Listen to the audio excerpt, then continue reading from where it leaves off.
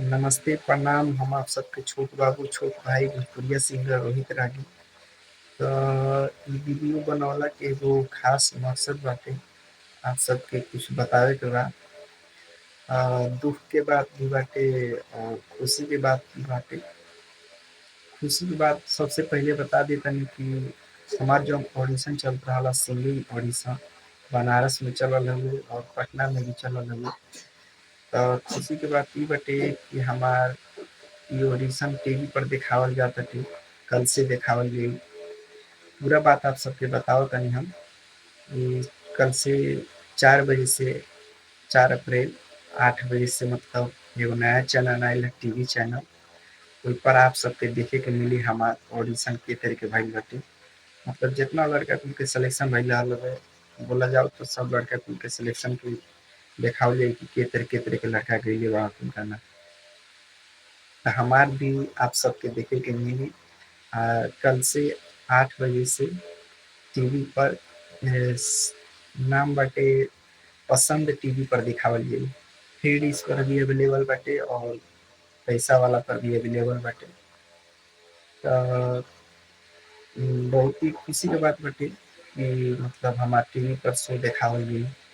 और दुख के बात ई बाटे कि मतलब हमार सिलेक्शन तो दुनू जगह भइल रहे, बनारस में भी भइल रहे, पटना में भी भइल रहे। लेकिन दूसरा राउंड में हमार सिलेक्शन ना हो पाई, बस यही बात के अफ़सोस बाटे।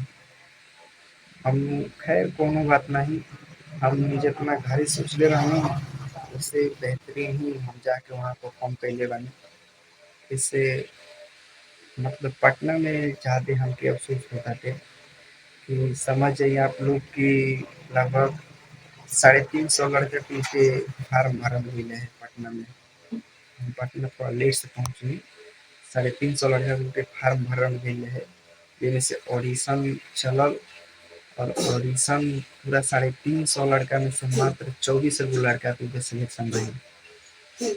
350 लड़का में से मात्र 24 लड़का कुल के सिलेक्शन भइल, जेमे से 24 गो में से ही आपके बच्चा के भी सिलेक्शन भइल है। बहुत अच्छा लागल कि 350 लड़का में से हमार सिलेक्शन 24 गो लड़का कुल के बीच में भइल है। फिर से दूसरा राउंड खातिर भइल है, तो दूसरा राउंड में लगभग 24 गो लड़का कुल में से मात्र 16 गो लड़का कुल के सिलेक्शन भइल है। जौन 16 गो में ही हम छँटा गइनी। 24 में से मात्र 16 लड़का कुल के सिलेक्शन भइल, वही में हम छँटा गइनी। बनारस में भी और पटना में। बनारस में लगभग ज़्यादा लड़का नहीं, 200 250 लड़का रहला कुल। लेकिन पटना में 300-350 लड़का कुल के रजिस्ट्रेशन भइले है, जेमे से मात्र 24 गो लड़का कुल के सिलेक्शन भइले है और 24 में से हमार भी सिलेक्शन भइले है। दूसरा राउंड हमार 2 बजे राति खान भइले है। बिना खइले पियले सुबह से बिना खइले पियले भइल है। 2 बजे रात के हमार मतलब ना सिलेक्शन हो पाइल। 2 बजे रात के दूसरा राउंड में। बस यही बात के अफ़सोस बाटे। खैर कोनो बात नहीं, कोशिश यही तरह होत रही। आप सबके प्यार दुलार यही तरह मिलत रही, हमका ज़रूर कुछ करी, ज़रूर आगे बढ़ी। हम अपना तरफ से तो पूरा कोशिश कइले बानी, लेकिन किस्मत के कुछ और ही मंज़ूर रहे। मंज़िल के कितना करीब जाके फिर से नीचे की तरफ गिर गइनी हम। बहुत बस यही बात के अफ़सोस बाटे। लेकिन आप सबसे गुज़ारिश बाटे कि हमार वीडियो जौन का शुरुआत में आप सबके बतैनी है टीवी चैनल पर, हमार पसंद टीवी पर देखावल जाई हमार शो।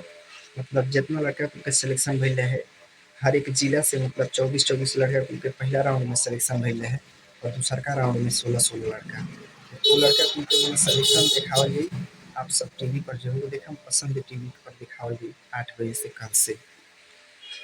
बस आप सब देखें।